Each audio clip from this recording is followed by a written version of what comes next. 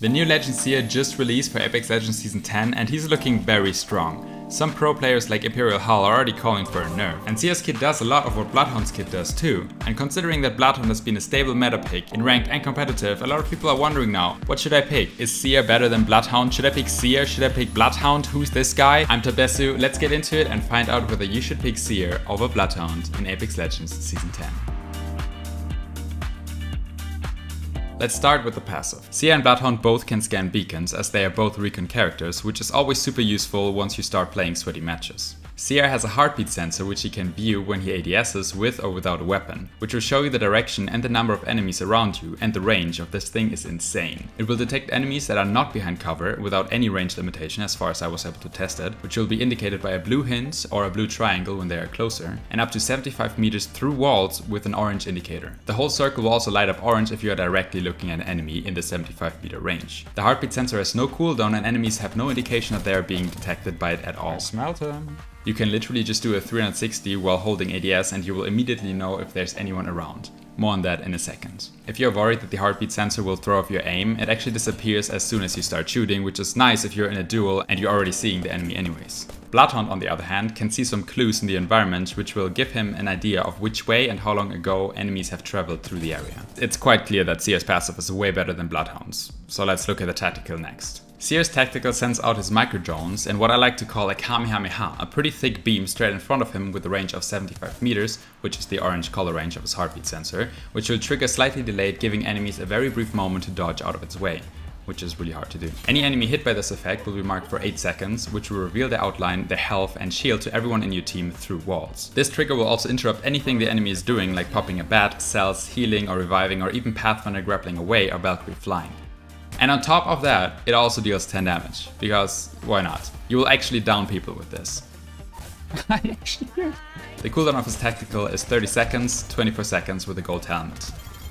Bloodhound's tactical sends out a scan in the shape of a cone starting from him with a max range of 75 meters, which will highlight the outlines of any enemy caught in it for you and your team through walls for 3 seconds. This scan will also reveal more clues in the area. The cooldown of his tactical is 25 seconds, 20 seconds with a gold helmet. Both Seer's and Bloodhound's tactical highlights enemies' outlines through walls, which will tell you which legends the enemy team is playing and show you what they are doing at the moment. Bloodhound's tactical is a lot easier to hit and is unavoidable for enemies and covers a much larger area compared to Seer's tactical, while Seer highlights enemies for much longer, making it very easy to focus fire and hunt someone down once they are marked, while also giving the additional information about the health and shields. The interrupt can actually be huge if you catch someone using big mats or reviving, and there's also the 10 damage. Both tacticals will give enemies a clue on where you are when you use them, as they originate from your character, and they are both excellent abilities. Combining Seer's tactical with his heartbeat sensor will make it easier to hit enemies, as you will know when you are looking at them through walls and when they're in your range. If it was just about comparing these two tacticals, I would say it's pretty much even between the two.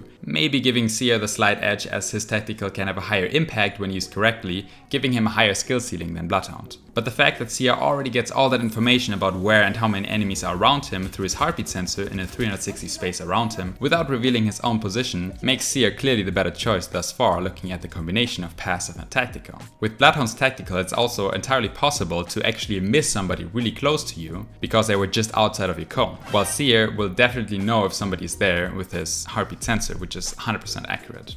Now, let's look at the ultimates. Seer's ultimate has a 90 seconds cooldown, 71 seconds with a gold helmet, which is incredibly fast. I expect Respawn to up this a little in the future. His ultimate lets Seer throw a sphere of Microdrones with a pretty big range that will create a dome visible to all, in which all enemies who move fast will be revealed to your entire team through walls by a diamond icon as well as visible footsteps. It also shows you how many enemies were detected, but it doesn't detect enemies who crouch walk, stand still, or flying enemies. This sphere lasts 30 seconds and can be destroyed by enemies by taking 135 damage. I found it to be a little difficult to tell when you're actually in Seer's ult in the heat of a battle. Unlike when being Bloodhound scanned, the indication is much more subtle. This ultimate is incredible for third partying, as well as to deter people from committing to a fight against you when getting third partied. Bloodhound's ultimate, on the other hand, has 180 seconds cooldown, 142 seconds with a gold helmet. That is twice as long as Seer's ultimate currently needs. Quick maths! Bloodhound's ultimate lasts for 30 seconds and its duration gets increased by 5 to 15 seconds for every enemy you down during the ultimate. The cooldown of his tactical is decreased to 8 seconds during his ultimate, which means you can get about 3 to 4 scans off rapidly during the ultimate.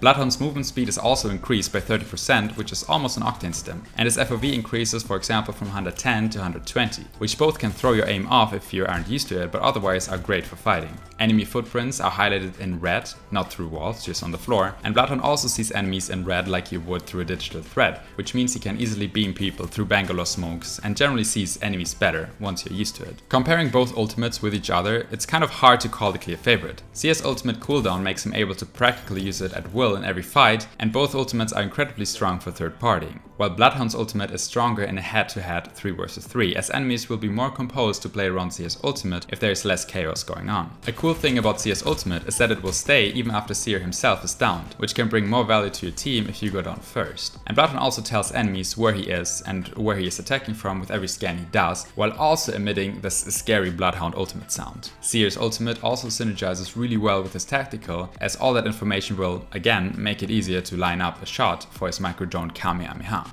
Now, overall, I would currently pick Seer over Bloodhound every time, mainly because of his heartbeat sensor. Doing a quick 360 with Seer will give you so much information, which is vital in a lot of situations. Whether you just want to fight and quickly want to check if and from which direction the third party is coming, or whether it's to check if there's any red around you in one of the later circles, or to see if your flank is clear, it's just insanely powerful as you get all this information with no cooldown whenever you want, almost instantly.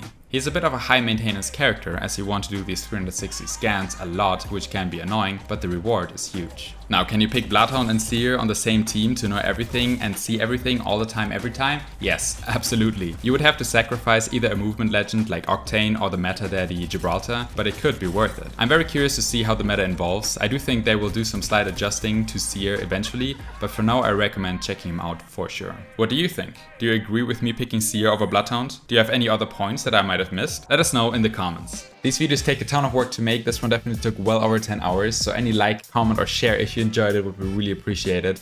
Really, any support just makes my day. I'm really just starting out in the FX YouTube sphere, but I have a lot of big videos planned, so if you enjoyed this one, consider sticking around.